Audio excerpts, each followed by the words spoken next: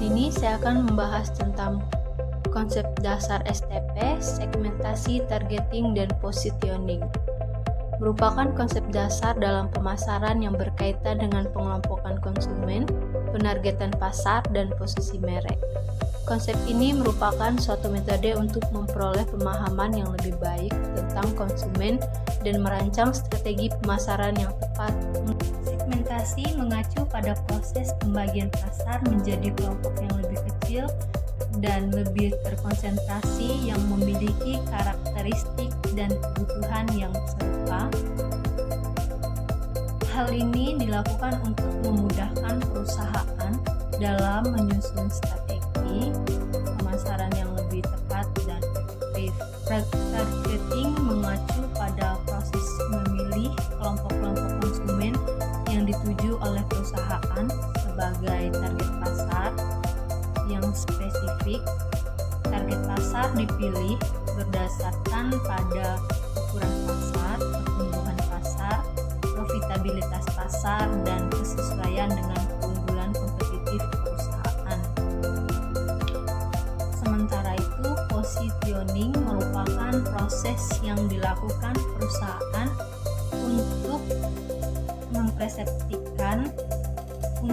menciptakan persepsi konsumen terhadap merek atau produk tertentu dalam pikiran mereka. Prinsip-prinsip STP adalah panduan untuk memahami cara-cara untuk membagi pasar, memilih target pasar, dan menciptakan posisi produk dalam benak konsumen. Yang pertama ada segmentasi, targeting, dan positioning. Baik, yang pertama itu ada segmentasi adalah pasar menjadi kelompok-kelompok konsumen yang memiliki karakteristik dan kebutuhan yang serupa.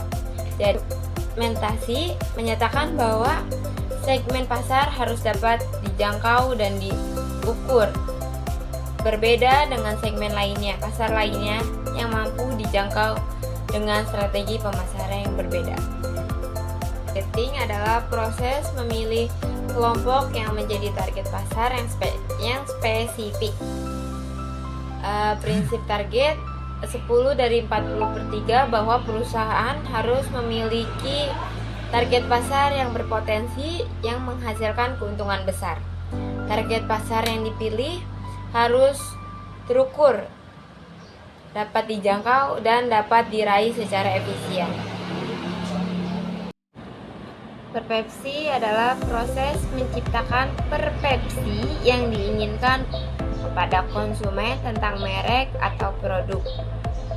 Prinsip positioning menyatakan bahwa merek atau produk harus ditempatkan dalam pikiran konsumen dengan cara yang berbeda dari merek atau produk lainnya di pasar.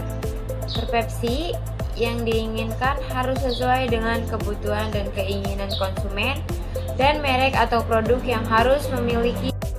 Proses segmentasi pasar. Berikut adalah beberapa tahapan dalam proses segmentasi pasar. Yang pertama yaitu penetapan tujuan. Perusahaan harus menetapkan tujuan segmentasi pasar seperti mengidentifikasi segmen pasar yang potensial untuk produk mereka atau memperluas basis pelanggan. Yang kedua yaitu pengumpulan data. Perusahaan kemudian mengumpulkan data tentang pasar dan konsumen.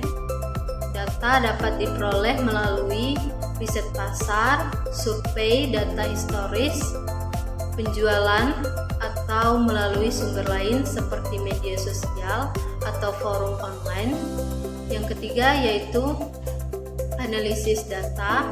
Data yang dikumpulkan kemudian dianalisis untuk mengidentifikasi pola dan tren dalam pasar dan perilaku konsumen.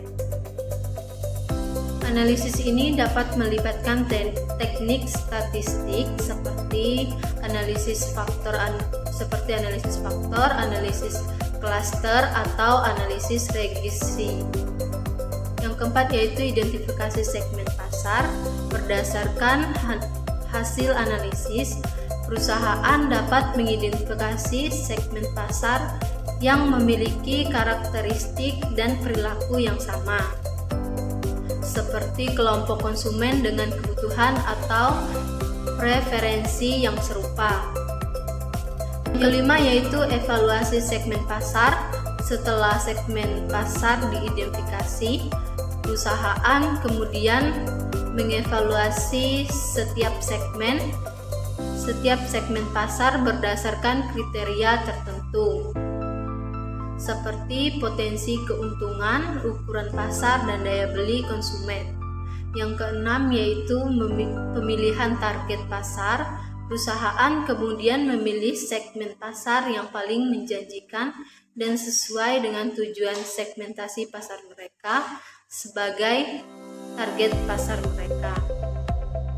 Yang ketujuh yaitu positioning dan diferensiasi. Setelah target pasar dipilih, perusahaan kemudian memposisikan produk mereka untuk memenuhi kebutuhan dan preferensi konsumen dalam segmen pasar tersebut.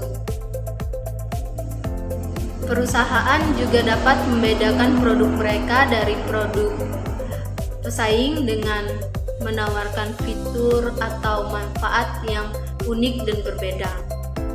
Kemudian yang kedelapan yaitu mengimplementasi dan evaluasi. Langkah terakhir adalah melaksanakan strategi pemasaran dan mengukur keberhasilannya.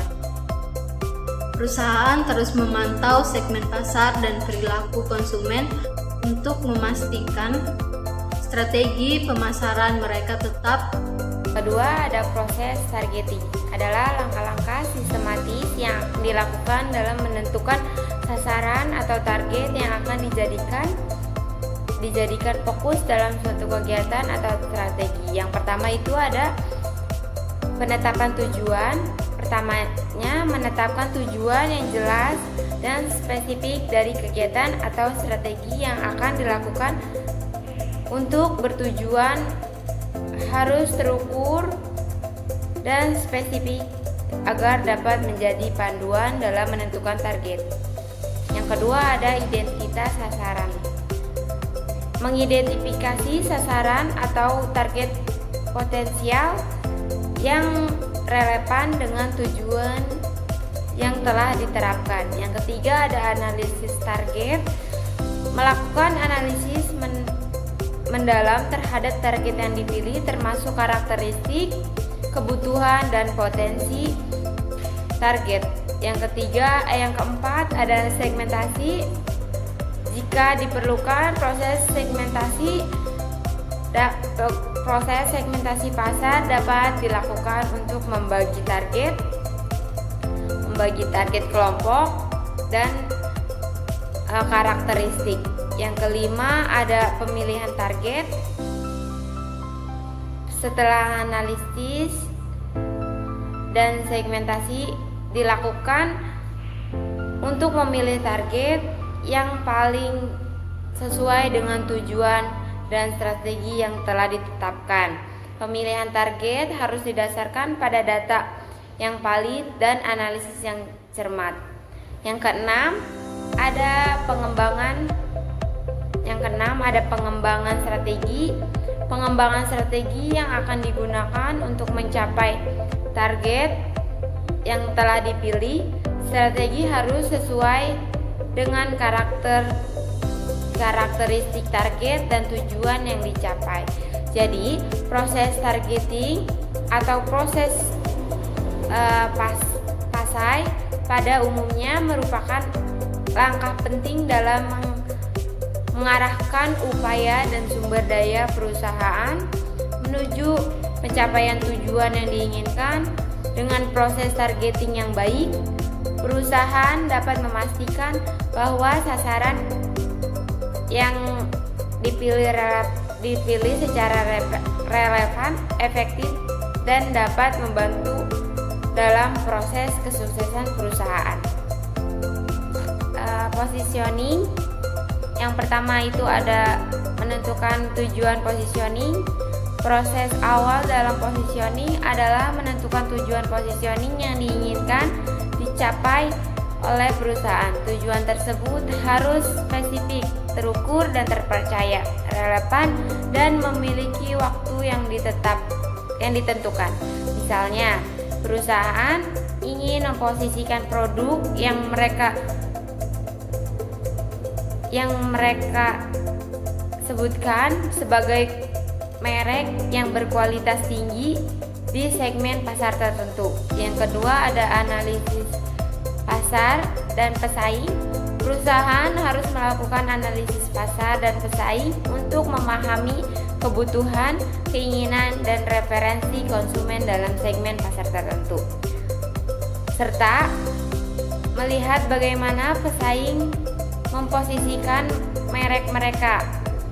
Hal ini dapat dilakukan melalui riset pasar, survei, wawancara, dan observasi. Yang ketiga ada menentukan posisi yang diinginkan. Setelah memahami pasar dan pesaing, perusahaan dapat menentukan posisi yang diinginkan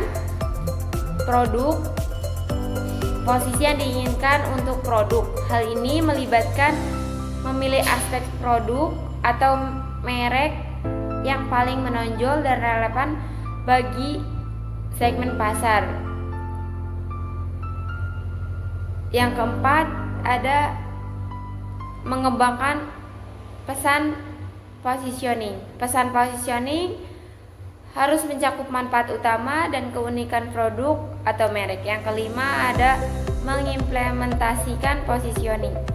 Pasar positioning harus diimplementasikan pada sasaran atau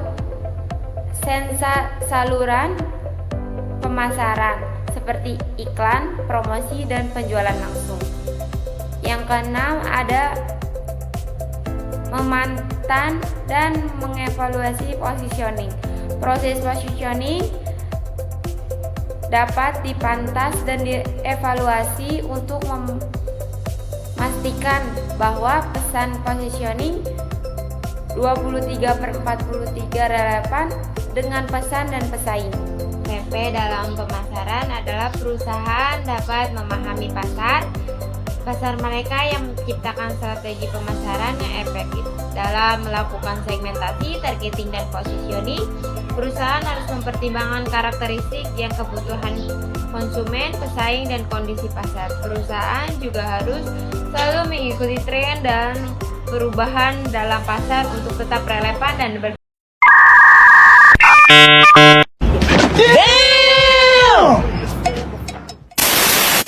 Stop it. Get some help.